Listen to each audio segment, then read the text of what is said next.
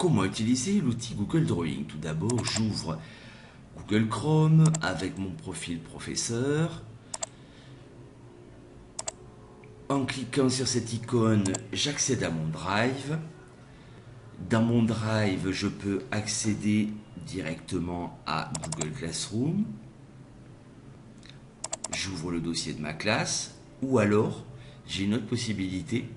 Lorsque j'arrive dans mon Drive, je peux cliquer sur cette icône, aller dans Classroom, et dans Classroom, je vais voir de manière graphique, voilà, mes différents dossiers de mes classes, et sur ce petit dossier, lorsque je vais cliquer dessus, je me rends à l'intérieur du dossier.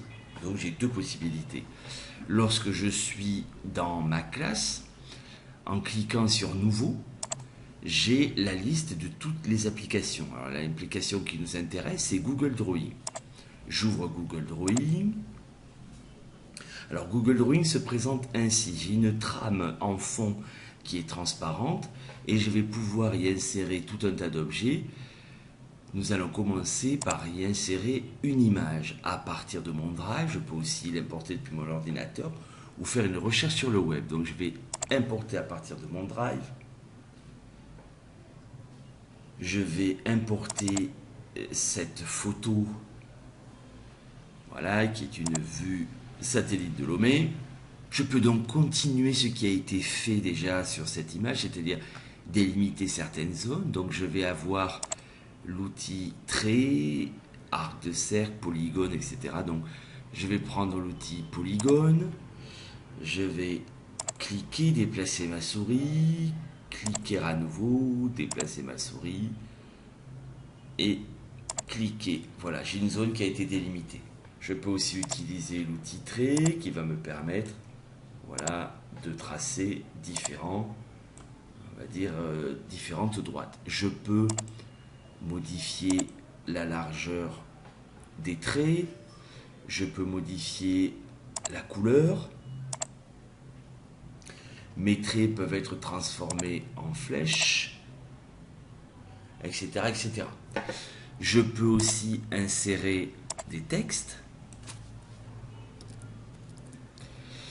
Et je peux sur n'importe quel objet, alors que ce soit sur ma feuille ou sur n'importe quel objet, donc on va prendre notre cadre texte, insérer un lien qui renverrait vers du contenu sur Internet. Alors une page web, un contenu YouTube, ce que vous voulez.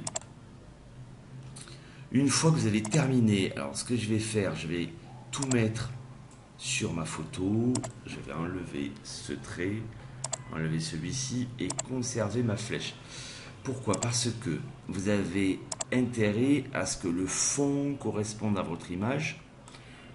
Autrement, quand vous allez insérer ce document dans un autre document, il va avoir un cadre blanc qui va prendre de la place pour rien. Donc j'ai terminé mon document drawing. Je peux à ce stade télécharger un format PDF, une image ou alors un dessin vectoriel qui serait adaptable. Je vais le nommer image satellite Lomé. J'appuie sur la touche entrée de mon clavier. Voici mon document sauvegardé.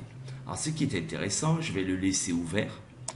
Je retourne dans mon Drive, j'ouvre un document Google Doc et je vais insérer mon dessin fait avec Google Drawing. Donc de deux manières différentes. Je vais tout d'abord faire insertion. C'est un dessin que je viens de faire, donc je vais à partir de mon Drive. Je retrouve là en fichier récemment utilisé le dessin que je viens de modifier. Je clique dessus et je vais l'associer en tant que dessin. Je clique sur insérer. Je vais l'insérer une deuxième fois. Insertion, dessin, à partir de mon Drive. Soit je double-clique dessus, soit je clique une fois et je clique sur sélectionner. Et là, je veux un contenu inséré mais dissocié. Voilà. Alors la différence entre les deux, c'est que je retourne sur Google Drawing. Je modifie le dessin. Je reviens sur mon Google Doc. Sur mon dessin qui a été associé, je peux le mettre à jour. Et j'ai bien la flèche que j'ai enlevée sur mon Google Drawing qui a été enlevée sur mon Google Doc, alors que sur mon dessin non lié, je l'ai toujours. Je peux aussi, dans Google Drawing, insérer des tableaux qui vont eux aussi être dynamiques. Si j'insère un tableau réalisé avec Google Sheet, qui est l'équivalent de Excel, j'aurai des tableaux dynamiques. Je peux aussi insérer des graphiques qui sont liés au tableau. Et si les tableaux sont dynamiques, les graphiques seront aussi dynamiques. Je peux aussi faire des diagrammes, insérer du word art et nous avons vu des traits. Je peux créer une copie de mon document. Cette copie, je peux, avant même de la faire, la changer de dossier et la rediriger dans le dossier que je veux.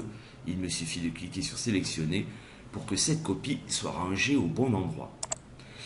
Les élèves dans leur drive ont accès aux mêmes applications et il est donc possible de leur demander de créer un dessin, un graphique, un tableau qui pourra être inséré dans d'autres applications de G Suite et qui seront dynamiques, c'est-à-dire que on pourrait très bien leur faire un document Google Drawing qui évoluerait de séance en séance et qui serait donc automatiquement mis à jour dans les documents dans lesquels ils seront insérés. Voilà pour cet outil Google Drawing fort intéressant. Je vous remercie de m'avoir écouté et bon travail à tous.